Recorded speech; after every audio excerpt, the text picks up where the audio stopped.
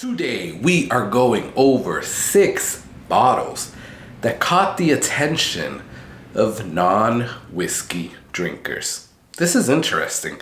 I'm excited to talk about it. Let's go!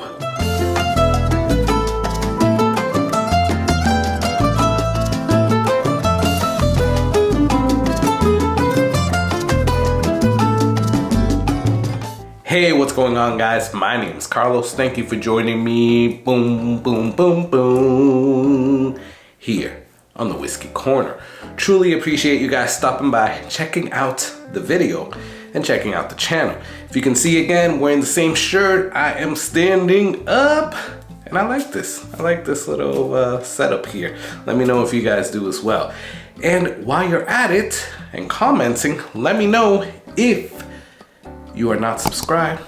Please subscribe, because that will really help me out get to the 2,500 subscribers, and then we can have that amazing live stream where I'm going to be giving away stuff to you, the subscribers. So hook it up. What are we doing today? Well, I did a nice little experiment, and I took a few non-whiskey drinkers or non-whiskey enthusiasts, and I just asked them, pick what you think are good bottles just based on by the bottle, right? So I asked my brother. My brother does not drink. He is sober. He hasn't had a drink in a very long time now. I think like a couple of years, and you know, he knows that I love whiskey, and you know, he actually goes hunting with me sometimes, but he doesn't touch it. So he purely goes, and he's bought me some stuff before, he purely goes off of, he does a little bit of research, but he also goes off of basically what the bottle looks like, right? So he was over my house a couple of months ago for the holidays, and I asked him, pick a few bottles that you think are good, right? You don't know anything about this. Judging by the actual bottle, which ones do you think would be good? And these were his choices. So before we get into it, let's do a little inaugural cheers. So cheers.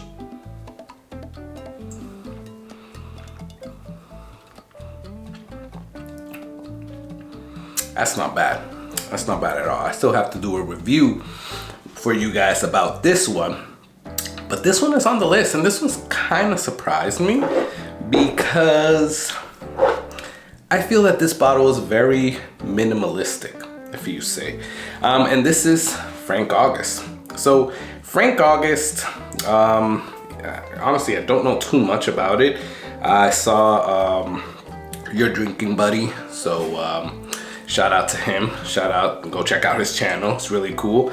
And a really good channel.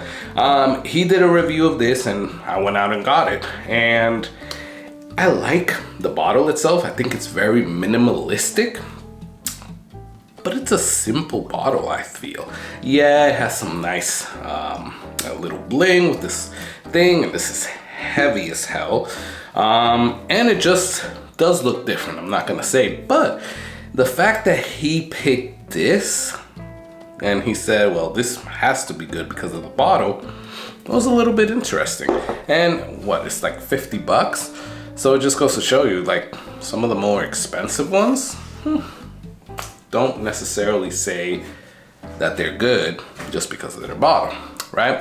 Another one that he picked, but I was not surprised about this one, but this one is also around the $50 range, was Willet Pot Still.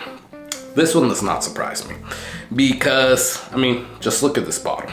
It looks basically like a genie in a bottle type of bottle. Like I want to like, oh, genie, right? So it does look pretty freaking cool. So I would expect that if somebody were to see that on a shelf, they would be like, wow, this needs to be really good, and I need to buy it for that bourbon lover enthusiast in my life, right? So I get that, but it's like 50, 60 bucks again, right? This next one doesn't surprise me one bit because, I mean, even a whiskey enthusiast or a bourbon lover is searching for this, right? And that is Blanton's. Yeah, Blanton's. Obviously, somebody is gonna pick this. I mean, it's just something about the grenade style bottle and the little horsey on top. Like, their presentation is just hands down probably one of the best in the industry. But I could see how somebody would see that bottle and just be like, ooh, I need to get this. Especially if you can find it, which is very hard, at the $65 range, right? What it normally should cost, right? If you could see that at 65, then I think that's actually a really good bargain, right? All right, so we want to 3. We have 3 more to go for. Now, what I had here in my bottle, or at least in my glass, was the Frank August. So cheers again.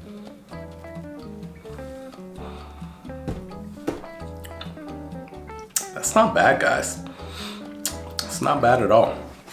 All right, this one surprised me, right? Because, okay, it's a little bit different, but not by much, right?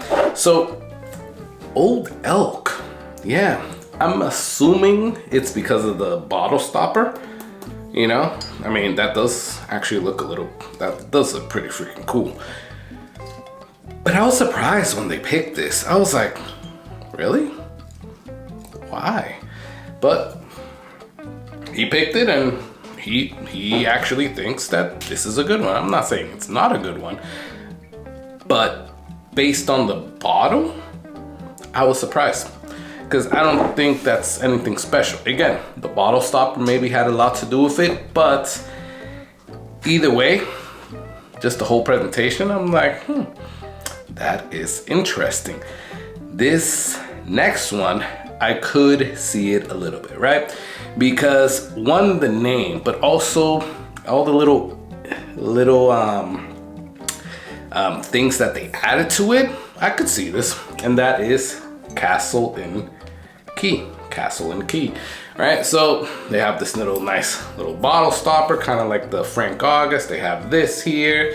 It's called Castle and Key. They have a little castle there with the little keyhole, yada, yada, yada. So I could see how somebody, and everything's like gold and blue, right? Color has a lot to do with marketing, right? It's very important. If you have the right set of colors that makes people feel a certain way, then you got gold, right? So I could see how gold and blue kind of draws your attention, and you're like, what is this bottle? I mean, it's happened to me as well. But again, wasn't surprised, but I kind of was, right? Because out of all the bottles that I have here, yeah, that one was picked. This last one was a total surprise, but after he explained why, I could see why. And this is Sam Houston 14. I mean, to me, this is a regular bottle, but what he explained is that it's a wine like type of bottle, and then with the black and the gold, it kind of draws your attention. So I could definitely see that. Maybe he didn't see my 2XO, maybe he didn't see my Calumets, but what caught his attention was more this Sam Houston. Maybe it was the guy on the horse, I don't know. But this definitely caught his attention. And I could kind of see that, right? If you actually look at it, it does look kind of like in a very expensive bottle, which it kind of is. But it did surprise me, right? Because out of all the bottles that I have here, kind of wine shaped, I don't know why this one was picked, but either way, it was picked. Now, also was surprising that none of the bottles in boxes were picked. So that's kind of weird, because I'm sorry, but if I go to a store and I know nothing about bourbon and I see some bottles, like for example, this little book, right? If I see this, I'll be like, okay, that's a good one, right? But I guess it's different, right? It's different how people view it. That's just me. I associate the little box as something is better than everything else. Maybe some other people don't. But it was just surprising. But I definitely think this is really interesting to see what people's different perspectives are on what is a good bottle of bourbon. So with that said, let me know, what are those bottles that you look at in the aisle and you're like, I wonder if this is good, because it caught your attention, right?